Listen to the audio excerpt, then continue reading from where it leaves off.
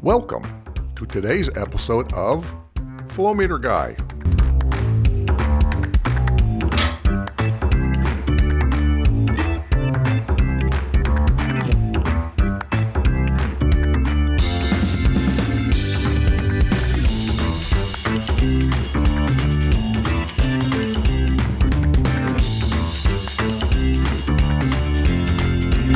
Welcome to today's episode of Flow Meter Guy, where the currents of wit and wisdom flow as smoothly as the meters we discuss and the people who use them. Joining me today in our Atlanta studio is our guest who traveled all the way from Pittsburgh, Pennsylvania, just to have a conversation with us. So, young man, what's your name and what do you do? Well, my name is Pete Barna, and I sell flow meters. That's his ticket to get in the club here. So there you go. Pete sells flow meters, and he's all the way down from Pittsburgh, Pennsylvania. So what kind of activities or hobbies do you have in Pennsylvania? Well, I like to ride motorcycles, and I'm into yoga, so I do that too. Motorcycles and yoga, Yeah, hand in hand. yeah, You get off the absolutely. bike, you can put your back together That's to get back right. on the bike again, huh? I have two small kids. They keep me busy. Do you? Yeah. So And the rumor is you actually have some experience being in front of the camera. yes, yeah. So we did this movie called The Unsung, and I had The unsung. The Unsung, and it's about a kid that's into superheroes, and he ends up on the street when he's older, and he becomes like a vigilante, and he ends up solving a murder mystery, right? So he gets involved in a homeless community, and there's a girl in that homeless community, and she's part of this whole thing, and it's a really cool movie. But I was the abusive father that I got snubbed early on in the movie. No, it's my house! No! No! He's not here! No beers, my son! You're drunk! I'm not drunk! Yes, you are! Stop it! And I did some stunt riding for him on the motorcycle, which was kind of fun. Wow. So there's a couple motorcycle scenes. It's actually me on the motorcycle, not him. So you're the stunt guy then? Yeah, I was a basically? stunt guy for that, which was really fun. Yeah. We laughed the whole time. It was just such a great project. And then recently we did it's a wrestling spoof of the old studio wrestling from the 80s. Yeah. Yeah. So, and I got to be one of the wrestlers, so that was a lot of fun. WLTV contract. Even though the event itself was subpar, it gave birth to one of the greatest rivalries the sport has ever seen. The champions look to close this one out in style as Star heads to the top rope. Oh no! Star lands on his teammate. Maverick is out cold, and the Savages coming for the pin. 1, 2, 3! The Savages are the new tag team champions. I don't believe it.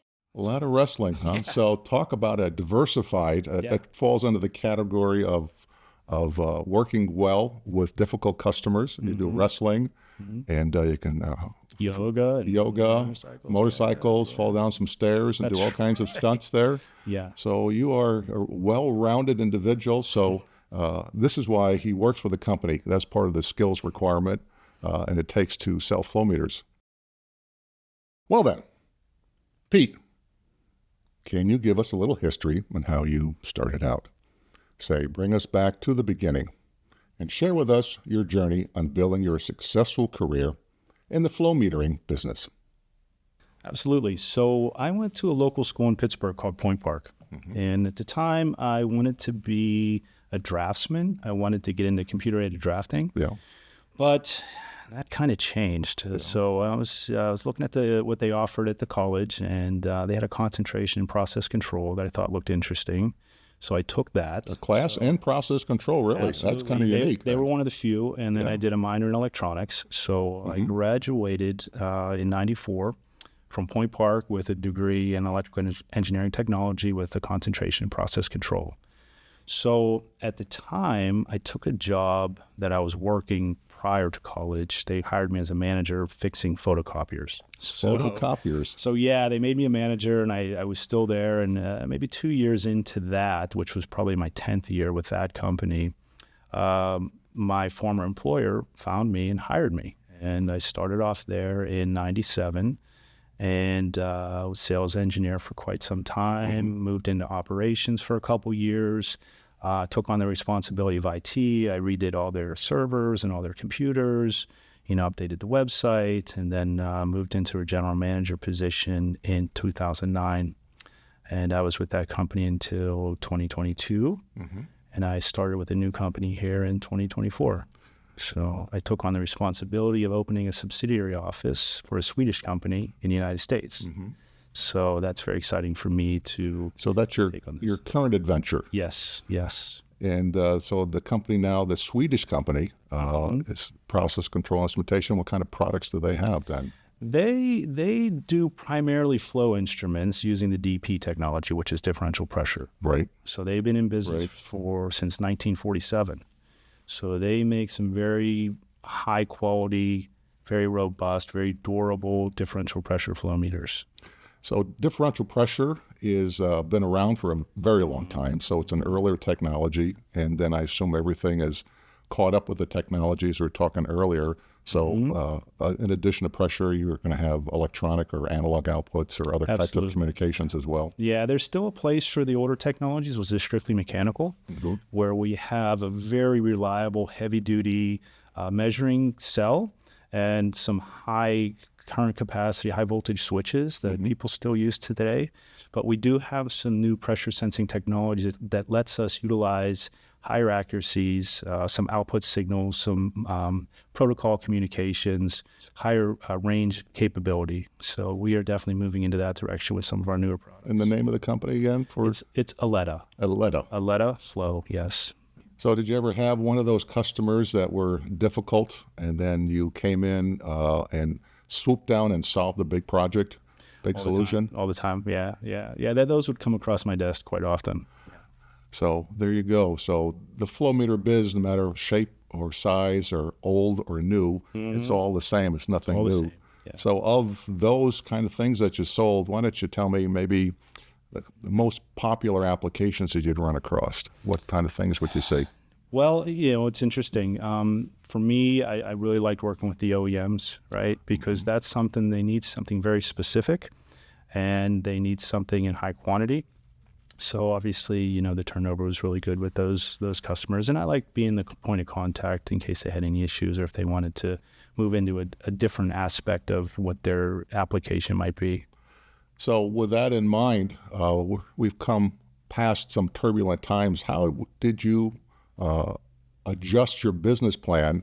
A few years back, we had a phenomena called COVID. Kind of hit everybody right between the eyes there. So how did that affect your business at the time? Well, we did what pretty much most businesses did at that point in time, is take advantage of what you do well. And for us, it was supporting the customers, right? So making sure you were there to accommodate what they needed. Obviously there was supply chain issues that we had to deal with, but luckily, having secondary suppliers helped out at the time, and we were able to keep moving and fulfill a lot of the business, whereas some of the other companies could not. Well, that's unique because a lot of people are gone. Yeah. They couldn't do Because that of that, anymore. exactly. And I remember sitting with me and an engineer in a 10,000 square foot building for 2 years with not a lot of people, everybody working remote. Yeah. Well, I think everybody was under the understanding of, what everybody was dealing with at the time, right? So people were holding back, weren't spending as much. So you had to be careful with, your expenses and what you were doing, but still at the same time, stay on top of your orders and stay on top of your suppliers, and just make sure you're giving your customers accurate information on what's going on. Because that was the most important thing. Because if you have, especially with the OEMs, when they have deadlines, and and what we would do is we'd say, listen, we need you to reorder, place your blanket orders a year early because of this, because we want to make sure we at least have it in the pipeline, because supplies are running out on certain things. So. That's right. Supplies are running out, and you don't know when it's going to kick in. In fact, that was the biggest surprise. We had no idea what deliveries were going to be. Yeah. So did you learn anything from that? Is your business practices any different now because of that phenomena? Well, Eletta, they have also sub-suppliers, right? So they source a lot of their product locally in Sweden, but they have other sub-suppliers that they get their products from. So they're definitely ready for something like that if it were to happen again. It's good to have sub-suppliers anyways for other reasons in general. So, I don't think that's going to be an issue. Well, hopefully we'll never have such hopefully not. a phenomena like that once again there. It's changed this dynamically. I remember walking around, as I said, why do I have such a big empty building? And I think my practices in business have become more conservative, probably running a leaner machine absolutely. than we ever have before. Just we learned some lessons there in that picture there. So in your business there, as far as training, what's the best way for you to educate your customer clientele? Well, of course, since COVID, a lot of Teams meetings, but people are getting burned out on that. So you got to be careful. You got to use quality versus quantity, right? So if you're going to do a Teams meeting, I try to keep it between 30 and 45 minutes, and I try to make sure that I focus on what we need to discuss. But I leave time for the conversation to go in the direction that the customer might want it to go, because they may have some specific questions, or there may be something that you branch off and you want to discuss in a little bit more detail. So I try to make sure I touch on the subject at hand, do it in detail, and then leave time for anything that they want to discuss. So I do that. Customer visits are still part of the equation, but it has to make sense with travel being so expensive. So we got to make sure that if we're going out visiting a customer, we try to string 2 or 3 visits together, or if it's with an OEM, make sure that it makes sense, to go out and do what you got to do. Yeah, no, I think the market methodology has changed dynamically. Before it was all knocking on the door, then we went all online. And there was nothing more annoying to me as speaking at an engineering conference in front of 200 people and everybody was on mute. And I would do one of my old man jokes, and you just hear cricket, cricket, cricket. Like you didn't know laugh. you didn't know if you were bombing because they got no feedback from that. So I think the first thing that happened, the first trip that I could travel after COVID, I went to an engineering conference, and I was so excited when I got off the airplane and rented a car. I forgot to pick up my luggage, and I had to go. I had to go and stand behind a podium and hug somebody because I hadn't done that for 2 years. So it really made a dynamic difference there in my communications with people. Yeah. Well, I noticed in a lot of the things that we were talking about earlier today, in addition to your communication skills, I noticed you're spending a lot more time on graphics and art and how to do things there. So I think PowerPoint presentations have changed dynamically through this whole thing. So it's a great, instead of just having a picture and talking about it, the document itself is much more informative, and I've noticed that a lot of that's on your website as well. And in addition to that, I noticed as far as the complexity of some of the products that you're selling, you're having more matrices on the website to build the part number, to design what you want. So with that in mind and building a part number, first of all, we need to know the basics of parameters to select a product. Why don't you give me a quick rundown of the typical parameters that you need to specify one of your pieces of equipment? Sure. It's pretty typical when you're specifying flow instruments. You want to, when you're talking with the customer, if they don't have a meter presently, right? So if they're not replacing something they currently have, you have to make sure you ask them, okay, what's the pipe size, obviously? What are you measuring? Is it liquid? Is it gas? Is it water? Is it oil? What is it? And then you have to determine the nominal and the maximum parameters. Okay, where are you flowing normally? Also, what do we need to accommodate in a worst case scenario? So that's going to be for flow. That's also going to be for the operating conditions, for the pressure, for the temperature. So we want to make sure that everything is suited. For our meters, do you have straight piping available? Because we want to have a nice laminar flow coming into the orifice. Is it mounted inside? Is it mounted outside? What sort of ingress protection do you need? Is this going to be subject to wash down? Do we want to make sure water doesn't get inside the housing? Is there a possibility that the liquid could freeze in the pipe? So there's a lot of things you need to ask the customer. Is it a general purpose application, or do you need classified ratings, for explosion-proof areas? So these are the type of things you need to ask. Also, I like to ask them, what do you prefer on wetted materials? So a lot of companies, even if it's just water, maybe they'll prefer stainless over brass. So you ask them that. You ask them what their budget is. How many pieces are you looking to purchase? Flow direction. And those are the type of things that if I get those answers, I could usually quote pretty accurately. And quote accurately, and then you get the next customer who says, I have less than desirable straight run of pipe. What's the effect? And those are things that they're not really written in the manual. What happens when I don't have any straight run of pipe, or I don't have these parameters to your application? With this flow meter, for optimum use, we require the straight pipes, but they will work with less straight piping. For me, with the differential pressure, I usually say use the 2/3, 1/3 rule. 2/3, So 1/3. 2/3 in, 1/3 out. Okay, and then if you don't have that, start sacrificing a little bit on the outlet, and then go to the inlet, because it's more important for that laminar flow when it hits that orifice, Yes. and then when it's coming back out. Now, when we talk straight piping, we're talking obviously straight piping, but no change in diameter, so it has to be the same diameter of the pipe. So if it's a 2-inch flow meter, you can't have a 1-inch straight pipe coming into a 2-inch meter and back to a 1-inch. So it has to be uniform of the same pipe ID as the flow body. And then, if you have a valve or an elbow, I mean, that's drastic. So that can create the turbulence or the back cavitation that could cause the meter to maybe not operate the way it should. And then I think the best solution, my text today is that we talk to people on the phone until we're blue in the face about supporting something. And we say, can you take a picture with your iPhone? And which seems to answer a lot of the questions that weren't part of the discussion. Yeah. There's an elbow there, there's a T there, there's a butterfly valve right there or something like that. Well, these days, you get a lot of inquiries coming from people that aren't technical, right? Yeah. And that's frustrating to a point, getting the information. Yeah, so it is. I had one lady send me over an order for a meter for a 3-inch pipe, but then she wanted 160 liters a minute through it. I'm like, that doesn't work. Are you sure it's a 3-inch pipe? And then, so I don't know where the part number came from and the associated range, but we had to go back, and they did send me a picture. I'm like, that looks like 1.5-inch pipe to Yeah. me. Let's double check and make sure. And we ended up ironing it out, and it was a bigger pipe. So Yeah, nothing worse when you get a phone call that says it doesn't fit. yeah, Then you have to go backwards to figure out what's going on. right. So in what you're doing right now, why don't you give us maybe 3 of your typical applications that you're going to use your technology in? Well, we're internationally known for providing solutions in the cooling water and lubrication systems. Cooling and lubrication. primarily, yeah. Okay. So we sell a lot into the hydro plants, cement factories and their lubrication circuits for their crushers, steel mills and their lubrication and cooling circuits.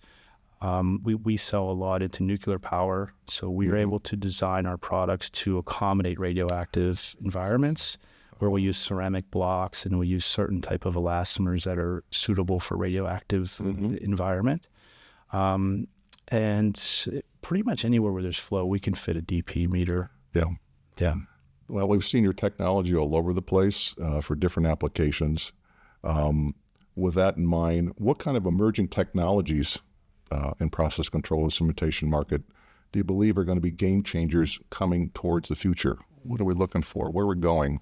Is there more in the communication side? Is the device going to have more rangeability? Yeah, so for us, we have a new product that utilizes the differential pressure, but it uses 2 absolute pressure sensors. It's electronic. It's not strictly mechanical like some of our classic products, which still has its advantage. But with the absolute pressure and the electronic, we now integrate a temperature sensor. We can get higher accuracy.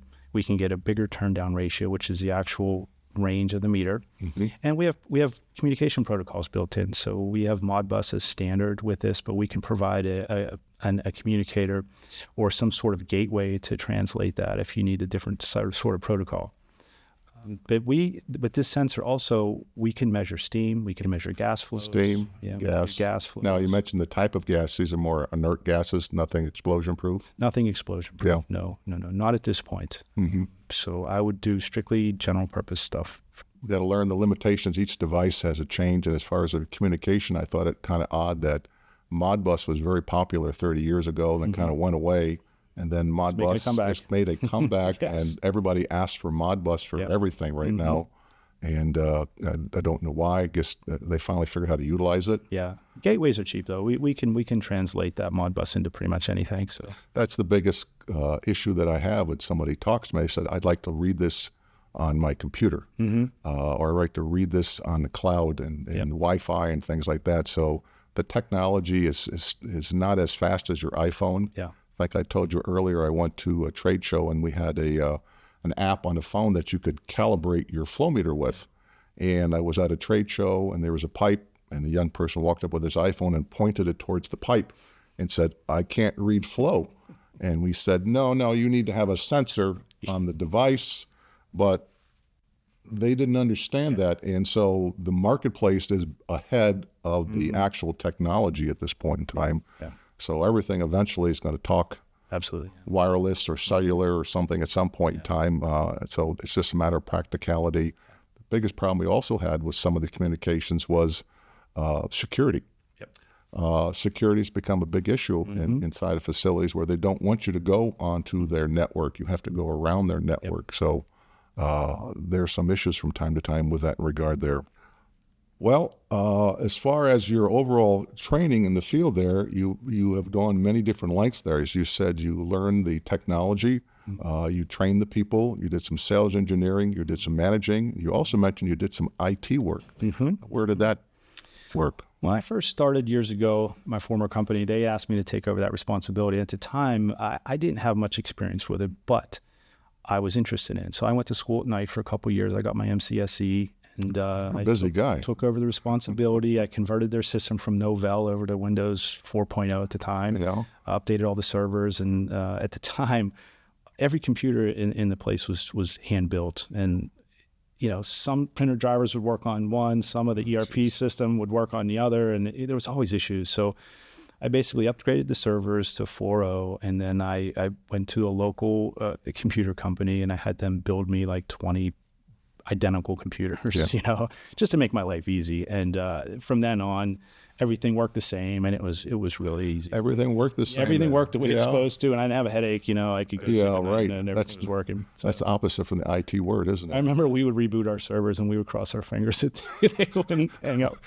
But yeah, it was great. So, and then once I got into management, I delegated that to another one of our employees who was really good at it, right? And we worked together. So he consulted with me with some of the other things that we did. And we did have an outside company as well for some of the heavier stuff. So if we needed to upgrade our servers and stuff, we'd bring in a third party to do it. But it was nice. It was a good experience. Did you get involved then on the web development side too as well? Yes, I did. At the time, the website was in need of a reboot, so we definitely upgraded that twice. We did it once, and then we did it again. We wanted a backbone that was more friendly to e-commerce and more friendly for us to update. Right. So I think is the business model we talked about is the type of technologies that we have there. They're engineered products that are designed for specific applications. And there's some click and buy stuff, but a lot of the stuff that's in the process control instrumentation, unless you're buying a specific widget that just does that, there's different features, and it's more information collection as opposed to actually click and buying it on the internet there. Yeah. And that's the value that you're offering is here's the technology, and now here's the guy behind the technologies. We're going to tell you how it works. Yeah. And then we're going to, after the sale, tell you how to support it and any other benefits with that. Well, the thing of it too is, selling this stuff for so long, you know what the best option is for the customers. So, but you have to weigh their budget. You have to weigh their delivery needs if they need something off the shelf. What are they willing to sacrifice to get what they want? Ultimately, I know what the best choice is for them based off of what they're looking to do. Yeah. Right. So it kind of goes hand in hand. And that comes with experience, right? So I know how all the different flow technologies work. I know all the companies. Right? Yeah. So when someone comes to me with an application, I can say, okay, this is probably suited for a Coriolis meter because of this, or you need a positive displacement meter because of this, or our DP meter is the best choice because of this, right? So that's the value I think I have from just being in the business for so long. Right. Yeah. So they value your experience. So based upon that, what can you want to share with us? Tell us some of your worst applications and maybe one of your best applications. Did you get in trouble? Well, let me tell you one story. So we had an inquiry, believe it or not, it was an online inquiry for a Coriolis meter. And it was for like a 4-inch line. So it was a big, fancy, expensive it was meter. like a $25,000 flow meter. Yeah. Right. So, and I remember one of my head engineers came up to me and goes, Pete, I don't know if this is real. I said, and it was for airflow, right? So our Coriolis meters at the time, we had an advantage. We had thicker tubes than the competition, so we could handle really high pressures. But to run air through those meters, you need some pressure behind it to actually move the tubes, right? So we sent it over to the factory, and they considered it, and then we quoted it, and we got the order. Like, oh man, okay. So Quite a salesman there. So we sent the meter down. It was a company in Oklahoma, and I believe it was for a skid for NASA at the time. Oh. Right? So we sent it down to them, and we couldn't get the thing to work. I'm like, what is going on? Why isn't it working? And we had some of the top guys in the world that understand Coriolis technology, and we just couldn't figure it out. And everything looked right, and it just wouldn't work. So this was one of the few times I was going to make an on-site visit. Right, so I was going to go down and visit this customer and make sure everything was set up in the program, because it wasn't real complicated to set up the parameters on the display. There were some certain things, but nothing crazy. I mean, it should have been straightforward. So I told my wife, I said, hey, listen, I got to go out of town, so I'll be gone for a day. I'll have to leave at night. And she goes, when are you leaving? I said, I'm going Friday. And she's like, oh no, are you sure you have to go? I'm like, yeah, I got to go. But don't worry, I'll be back like really late at night. And here she had my 50th birthday surprise party planned for me. And it was the one time that I had to leave. Like I never left to do that. Yeah. I had, so she had to like scramble, and like, she didn't know, she had like, over the top, like mice over the top with everything. So this was an over the top party. And, she had told me that we were going to do something for my birthday on Saturday. She's just go out with your friends Friday, have fun. Meanwhile, my friends were all in on, they were going to kind of get me to the spot where the party was. So I told her, so she had to ultimately tell me about the party, and it killed her to do it. So I basically told the guys I couldn't make it. I said, I have a personal thing that came up, right? And in hindsight, even if I went there, I wouldn't have been able to fix it anyways. We ended up selling them a vortex meter instead. Oh. And it worked perfectly. Yeah. And then they bought another one, right? So there was just something with that meter. The application parameters were just... It just didn't lend itself to that size Coriolis. Yeah. That's welcome to the world of process controls. You sell 10 of them, and then the one out of the 10, there'll be something unique. And it's never the equipment. There's always some quirk to the application that we really weren't aware about. So we kind of circle around. We talked about a lot of different things, and we do have some wrap-up questions there. So one of the questions that I always like to ask is, if you could go back in time to visit your former self when you started in the business world there, what kind of advice would you give to yourself now for all the things that you've experienced? Well, I don't know if this crosses over into personal. I probably would have done a little bit more investing. Back at the time, I was a single guy, a good job. Yeah. I just didn't really plan on having kids and getting married at one point. That happened, so I could have set myself up a little bit better for that. But from a professional standpoint, I'm really happy with my course up until this point. Had a great experience working my former job and working with this job. Met great people. Still correspond with these great people. I have some really good friends I met in the industry. I love what I do. I really wouldn't change too much. I can sense from our conversations, the one thing you've done repetitively is you educated yourself on certain technologies, from school to product to IT and all these different things there. So most people never read the manual. Yeah. And it sounds like you've read the manual, and it certainly complements in the way you conduct yourself with your business and the way you conduct yourself with your customers, your clientele. Thank you. We appreciate that. So what's in the future for Pete? Well, it's expanding and growing this North American subsidiary of the company. Yeah. So I'm learning a little bit more about the marketing aspect of it. So I enjoy that a lot. And it's reconnecting with some of my old colleagues that are friends, and getting out there and spreading the word. I really believe in this product, in this company. It's highest quality product on the market. And there's a lot of business to be had here in North America. So it's next 20 years of my life or so, or however long, I'm going to be doing my best to grow this subsidiary. Yes, that sounds like you're going to be a winner, and then a plus for your new employer. And so thank you for coming all the way down to Atlanta. Oh, It was a you're long walk. I appreciate that. Yeah. And I understand you're also in town for another big meeting with Yes. another organization to Yes. network with your peers there. So it's a game of networking, like you said. Yes. Your biggest advantage in the marketplace is you know everybody in the marketplace. Yeah. And so congratulations and thank you very much for seeing us today. Good to see you, Brent. Take care. Yeah. And that's another episode of the Flowmeter Guy.